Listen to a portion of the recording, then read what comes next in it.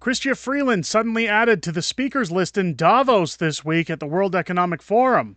Why is she flying there on the taxpayers' dime? It's to take away Canadians' voices. Let's get into it.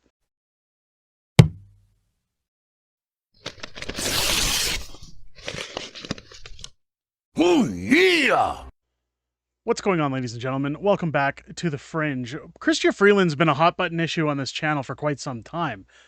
She's often the subject of many discussions around the dinner table in Canada as well. She freezes bank accounts. She salutes Waffen SS soldiers in the House of Commons. She's had news reporters arrested for asking questions, which she stands up and says that the news has the right to free speech and we have the right to journalism in this country. Well, it's of no consequence or coincidence, I should say, that this week Chrystia Freeland has been asked to speak in Davos at the last minute at the World Economic Forum convention this week. And, well, she'll be flying there on the taxpayers' dime in order to give her 2 cents. Now, what could she be going there for?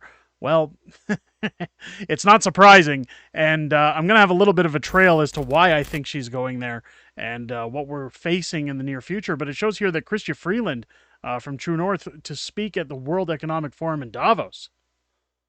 Justin Trudeau's top minister has suddenly been added to the list of speakers of the World Economic Forum Summit in Davos. Deputy Prime Minister Chrystia Freeland is the sole Canadian government official set to address the elite gathering on Thursday. Her office has yet to release an official press statement regarding her hasty inclusion. We're going to get to that in a minute.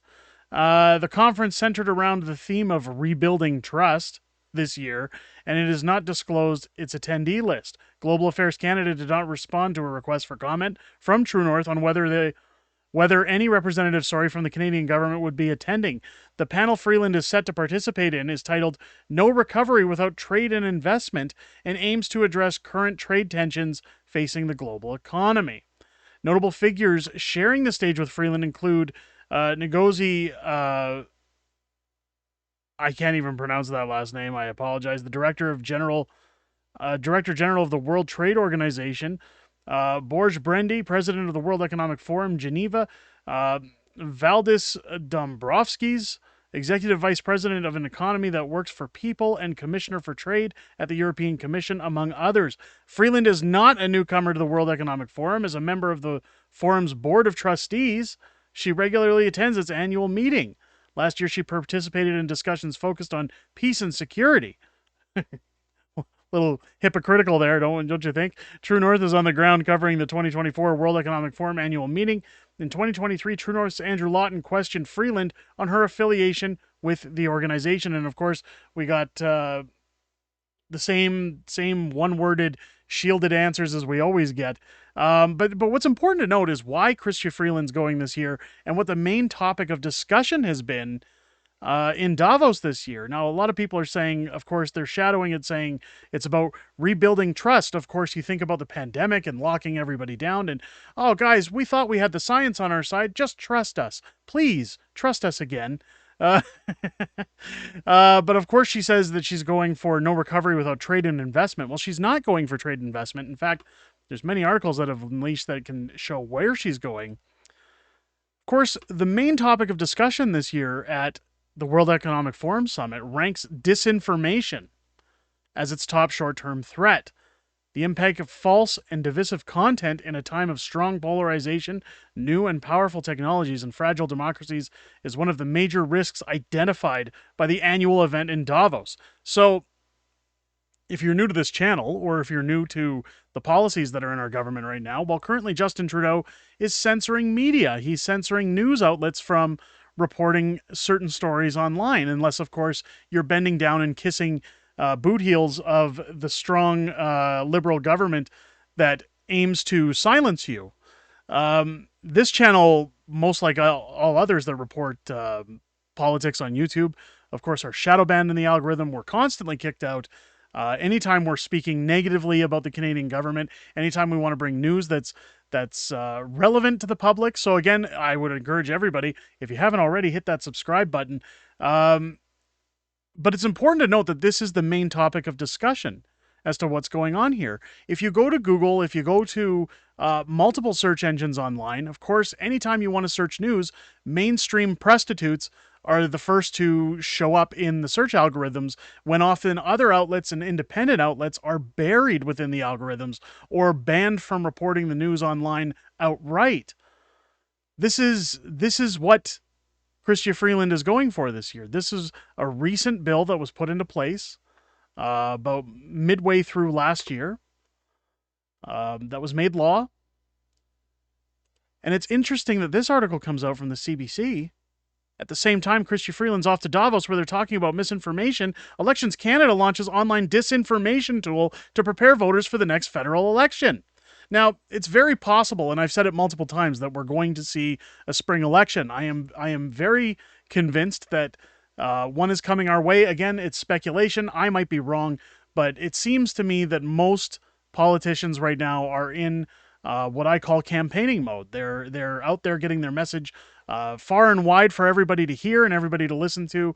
And of course, if you look at what's happened even recently with the sweeping of Iowa for Donald Trump, and the tomfoolery that's been accused in the United States of their elections, well, it all kind of links together when you have Chrystia Freeland on her way to Davos while they're talking about misinformation, disinformation, and here it comes with the online disinformation tool to get voters prepared for the next federal election. Now, call me crazy, but if anybody here was to think that we're not going to see any kind of messing around when it comes to our next Canadian election, I would beg to differ. The agency here says it will focus on electoral process, not accuracy of content shared by parties and candidates. That's a big old lie.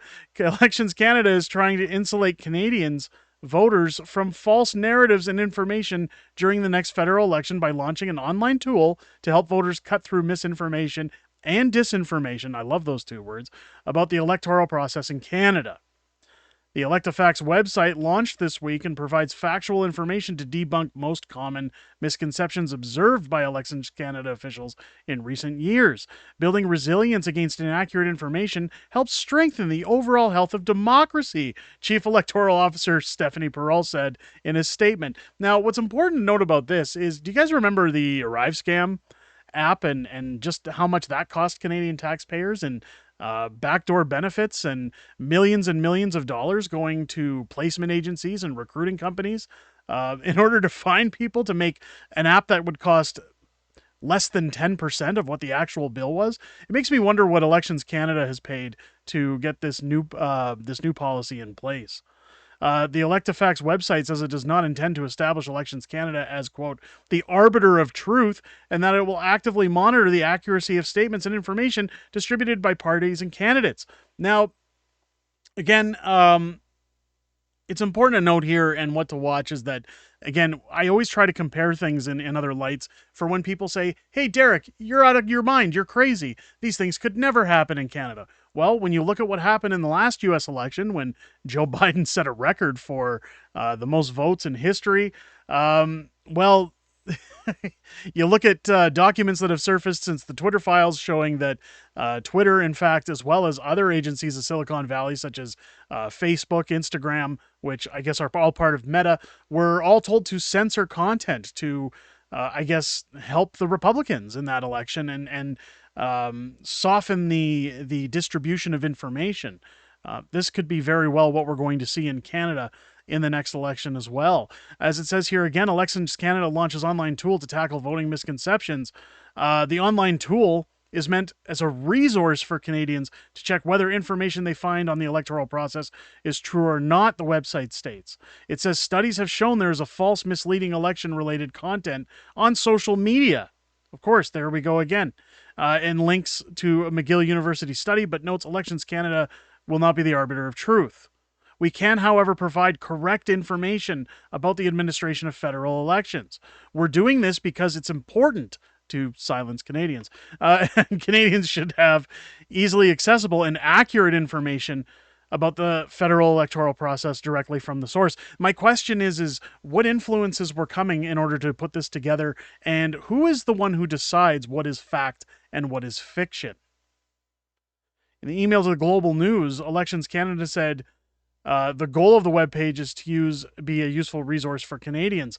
The tool lists narratives that it says are some of the most prevalent misconceptions observed by Elections Canada. Examples of those claim that Elections Canada lost, ignored, or refused 205,000 mail-in ballots during the 2021 election, to which Elections Canada said Elections Canada counted all the mail-in ballots, special ballots, that it received by the election day statutory deadline and that were not spoiled. We cannot count special ballots that are never sent back to us or are returned after Election Day. This is clearly stated in Canada Elections Act. By law, we cannot even open the envelopes that contain the special ballots that come in after the deadline set in the Act. We must keep the envelopes unopened for 10 years after the election.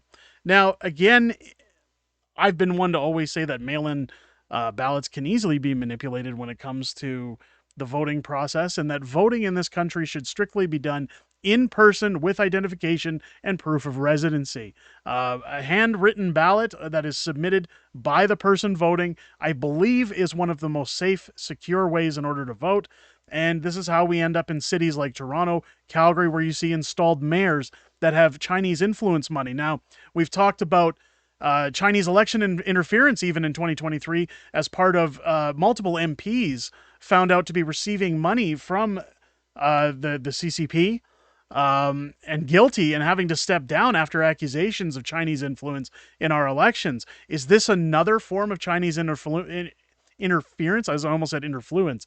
Let me know your thoughts down below in the comments. Let me know if you think Chrystia Freeland's actually going to talk about repairing relationships and investment, or if she's in fact going to find out how to silence Canadians alongside certain tools like these when it comes to online information. Speaking of online information, as you're leaving your comments down below, again, I'll remind everybody, if you haven't yet subscribed, make sure to click that button, hit your bell for notifications to be notified every time our videos drop. I know some people in our community say they still aren't notified, so make sure to check back on this channel daily, Monday to Friday, as we always have new content dropping here on the channel.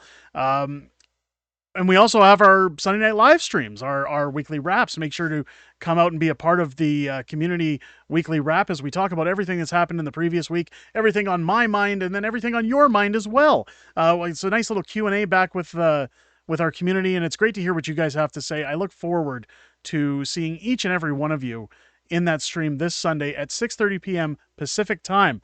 I hope you guys have a great rest of your day and enjoyed this video. I'll catch you on the next one.